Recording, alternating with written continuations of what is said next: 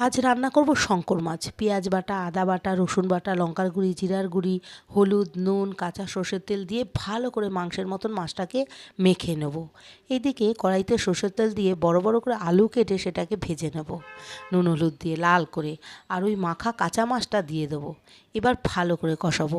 আমি শঙ্কর মাছ কখনো ভেজে করি না, মাংসের মতন এরকম কাঁচা মেখে করি। একটা গোটা টমেটো দেবো, চেরা কাঁচা লঙ্কা দেবো, ভালো করে কষাবো যতক্ষণ না তেল না বেরিয়ে যায়। শঙ্কর মাছ দিয়ে আমার তেল বেরিয়ে গেছে, এবার আমি জল দিয়ে দেবো। শঙ্কর মাছ ঘন করি না, একটু পাতলা ঝোল রাখি আমি।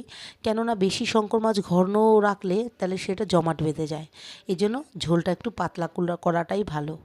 শঙ্কর মাছ আমার হয়ে গেছে, আমি একটু গরম মশলা আর ধনেপাতা দিয়ে নামিয়ে নেব। সাধারণত শঙ্কর মাছ শীতকালেরই মাছ। এখন আর শীতকাল কি গরমকাল কি, সবসময় সব কিছু পাওয়া যায়। শঙ্কর মাছটা আমার হয়ে গেছে, আমি একটা খেয়ে দেখেছিলাম, মাছটা দারুণ টেস্ট ছিল।